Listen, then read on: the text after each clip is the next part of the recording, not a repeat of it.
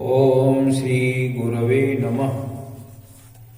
उपस्थित भाइयों बहनों, आप सब लोगों का इस सत्संग में हार्दिक स्वागत है। आइए कुछ ज्ञान की चर्चा करें। उससे पहले गुरु वंदना हम करते हैं। ओम गुरुर्ब्रह्मा गुरुर्विष्णु गुरुरेव महेश्वरा गुरुरेव परब्रह्म तस्मै श्री गुरवे नमः। अखंड मंडलाकारं व्याप्तं येन चराचरं तत्पदं दर्शितं येन तस्मै श्री गुरवे नमः।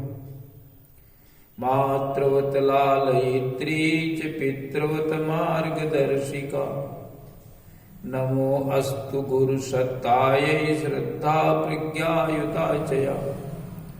ओम श्री गुरवे नमः। आइए भगवान श्री कृष्ण जी का ध्यान करें। ओम वसुदेव सुतं देवं कंस चाणूरमर्दनं देवकी परमानंदं कृष्णं वंदे जगद्गुरुम्। ओम श्री कृष्णाय नमः।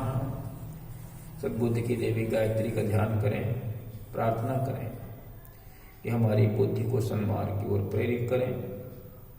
प्रकाश रूप परमात्मा का ध्यान करेंगे। ओम भूर्भुवः स्वः तत्सवितुर्वरेण्यं भर्गो देवस्य धीमहि धियो यो नः प्रचोदयात्। पूरे वेद माता गायत्री की जय। त्र्यंबकम भगवान का ध्यान कर लें, प्रार्थना करें कि हम सब लोग स्वस्थ रहें और इस वैश्विक बीमारी से सभी को मुक्ति मिले। ओम त्र्यंबकं यजामहे सुगंधिं पुष्टिवर्धनम् उर्वारुकमिव बंधनान् मृत्योर्मुक्षीयमामृता। बोलिए त्रिभुवन भगवान की जय। उपस्थित भाइयों बहनों, पिछले सत्संग में राम वनवास की चर्चा सुन रहे थे। राम माता कौशल्या के पास आशीर्वाद देने पहुंचते हैं। पहले तो माता साहस दिखाती है कि आपने बहुत अच्छा किया, पिताजी की आज्ञा का पालन किया। माता पिता दोनों ने अगर कह दिया है तो जंगल भी 100 अवध के समान हो जाएगा। लेकिन बाद में धैर्य टूट गया और बिलखने लगी। हमसे ज्यादा अभागा कोई नहीं। राम के पैरों में लिपट गई। सीता जी भी आ गई। जब उन्होंने सुना, स्थिति को समझा और वो भी राम के साथ जाने के लिए तैयार हो गई। लेकिन माता कहती जंगल में कैसे रहोगी, वहां नाना प्रकार के जंगली जीव रहते हैं, राक्षस रहते हैं, नाना प्रकार के लोग रहते हैं। चित्र में देख करके बंदरों से तो आप डर जाती हैं, कैसे रहेंगी वहां। कहती हैं सिय बन बसहि तात के ही भांति और चित्र लिखित कपि देखी डराती।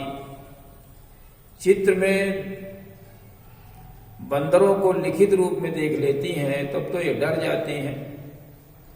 तो बेटा ये जंगल में कैसे रहेंगे।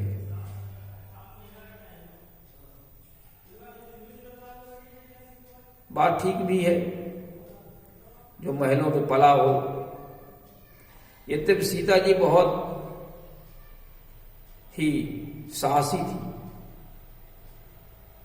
धर्म की स्थापना में वो राम से भी आगे थी, राम से अधिक गुणवान थी।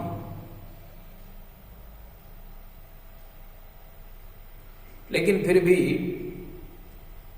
तुलसीदास जी ने इस प्रकार से चित्रित किया है।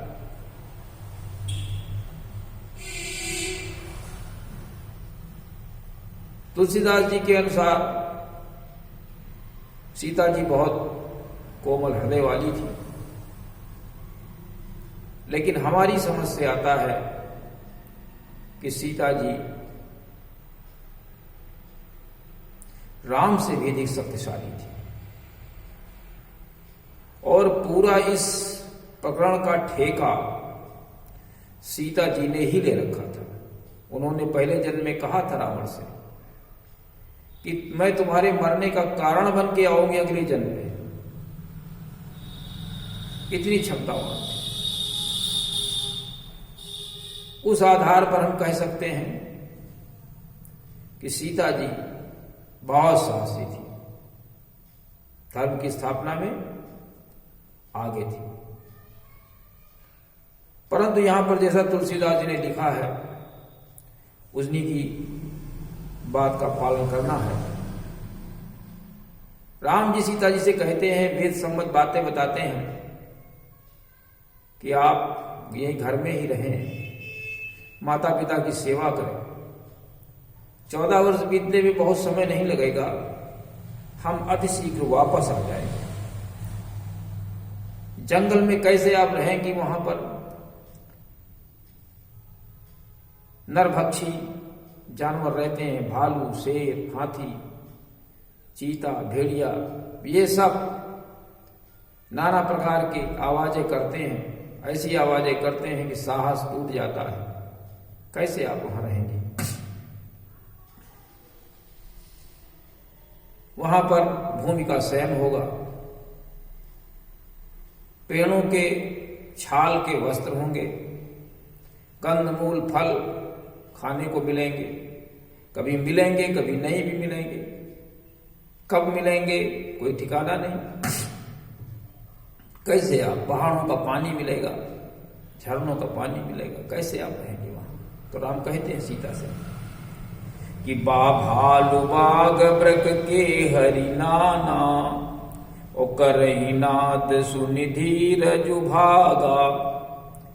भालू बाग ब्रक के हरि नागा, करहि नाद सुनि धीरजु भागा।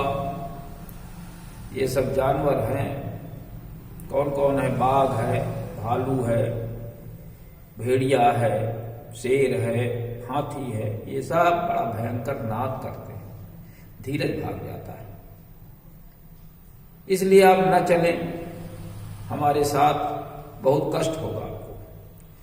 भूमि पर सोना है, भूमि शयन बल कल बसन, असनु कंद फल मूल। भूमि पर सोना होगा, पेड़ों की छाल को पहनना होगा, और भोजन काहे का होगा? कंद मूल फल, इन्हीं का भोजन है। रोटी दाल साग कुछ नहीं खाने को मिलेगा वहां। और ते की सदा सब दिन मिले, ये कोई जरूरी नहीं कि सब दिन मिल ही जाए, उपवास भी रहना पड़ सकता है। ये भी न मिले, 2-2 4-4 दिन हो जाए न मिले, कोई जरूरी थोड़ी। और सब वही समय के अनुकूल ही मिलेंगे, शाम मिले, सवेरे मिले। जिस समय जो फल मूल मिलेगा वही मिलेगा। ये कोई जरूरी नहीं कि सब मिल जाए एक ही साथ में, ऐसा कुछ नहीं। इसलिए आप घर में ही रहें, मेरे साथ न चले। और वो एक आदर्शवादी नीति भी कहते हैं कि जो स्वाभाविक ही हित चाहने वाले गुरु और स्वामी हैं, स्वाभाविक रूप से हित चाहते, अपने सुहृद हैं, सहज सुहृद हैं, गुरु हैं, स्वामी हैं, इनकी बात को सिर पर रख करके मानना चाहिए। मतलब सर्वोपरि प्राथमिकता देनी चाहिए। जो ये सब लोग कहें, गुरु और स्वामी कहें, उनकी बात को अवश्य मानना चाहिए। और नहीं तो फिर क्या होता है, पछतावा होता है बाद में और बड़ा ही हानि हो जाती है।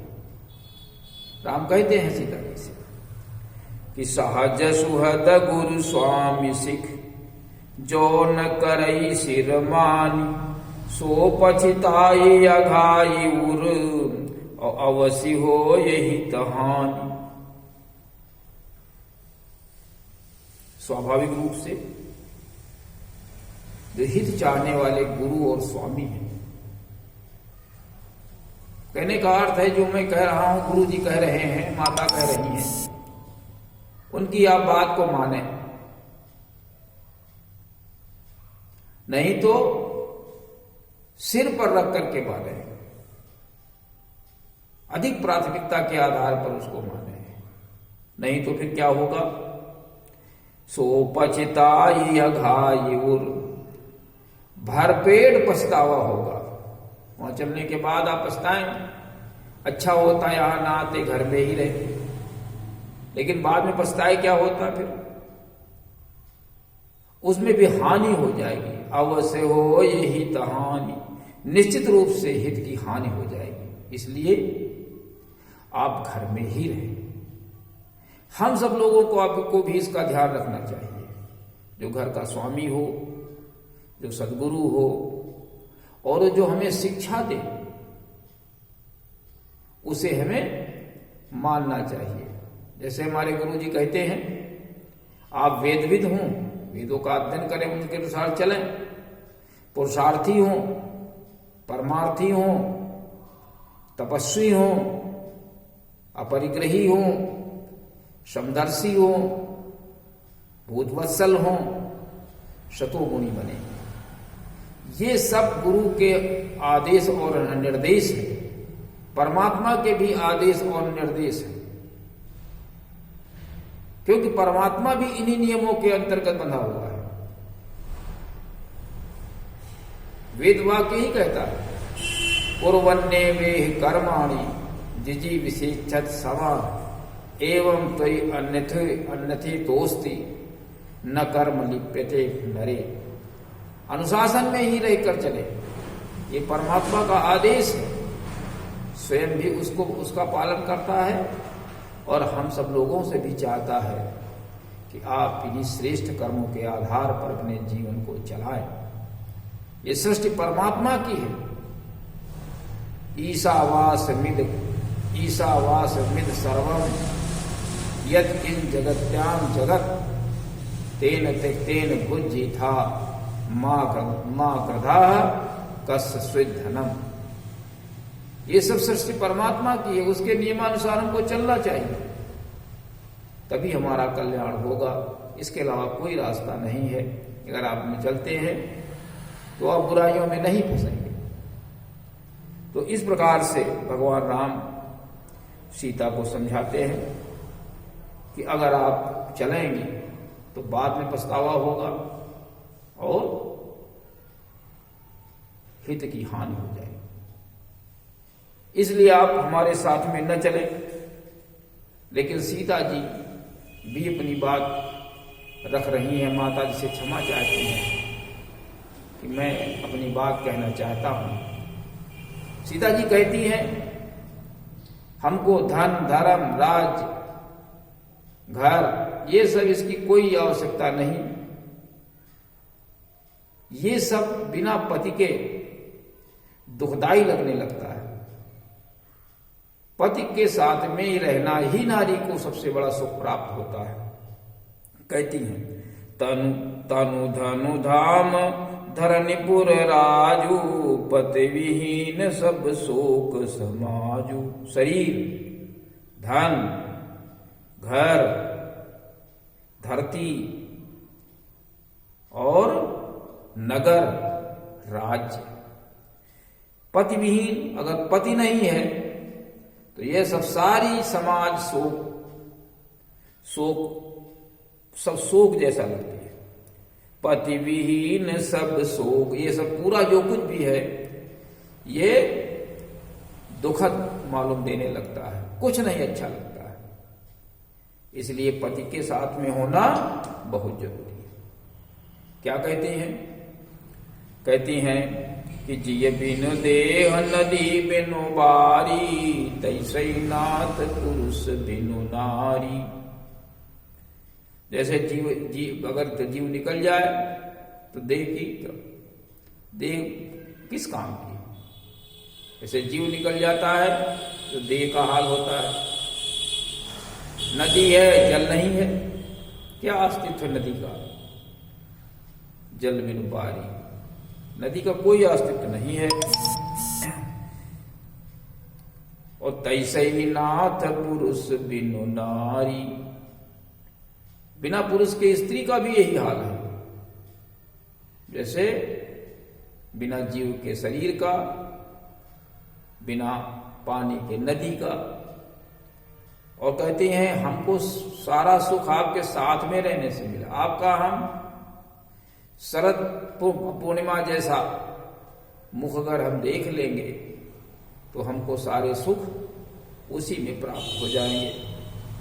नाथ सकल सुख साथ तुम्हारे, शरद विमल विदु बदन निहारे। शरद पूर्णिमा जैसा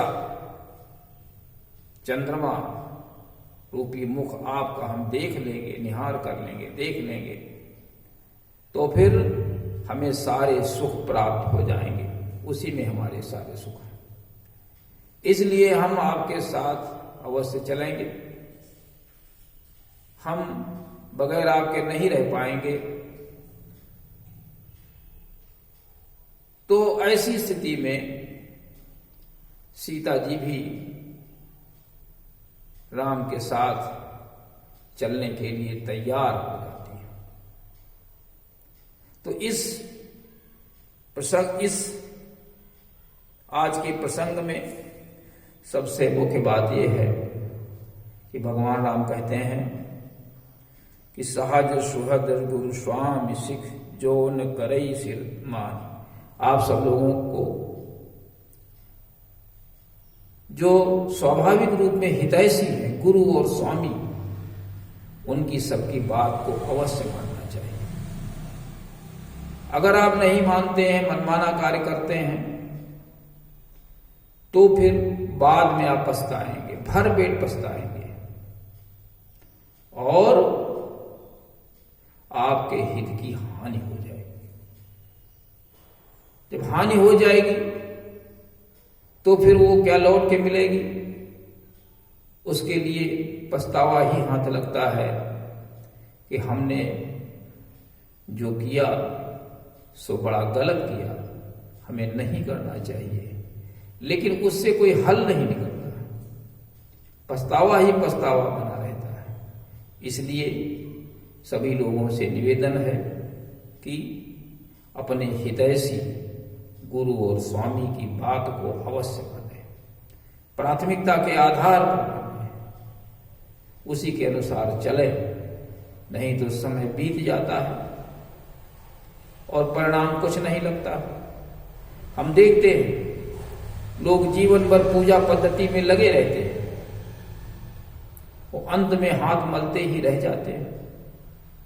अगर उन्होंने भगवान के गुणों को अपनाया होता तो निश्चित रूप से उनका जो जीवन है वो धन्य हो जाता, जीवन जीने का लाभ प्राप्त होता। नहीं तो अंत में पछताते ही रहते हैं। तो आज के दिन, जबकि आज दीपावली का त्योहार है, हमारी ये प्रार्थना है कि आप लक्ष्मी की पूजा करते हैं, गणेश की पूजा करते हैं, इसलिए कि हम धनवान हो जाएं, धन हमारे पास इकट्ठा हो। इसके लिए एक चीज की पूजा करें तो धनवान आप निश्चित हो जाएंगे। वो क्या है? भाग्यवादी नहीं, पुरुषार्थी बने, परमार्थी बने, समदर्शी बने। इन गुणों को अगर आप अपनाते हैं तो निश्चित रूप से आप देखेंगे कि आपके घर में धन आएगा, आप सुखी हो जाएंगे। इसी के साथ में आज के कार्यक्रम का समापन करते हैं। ओम शांति।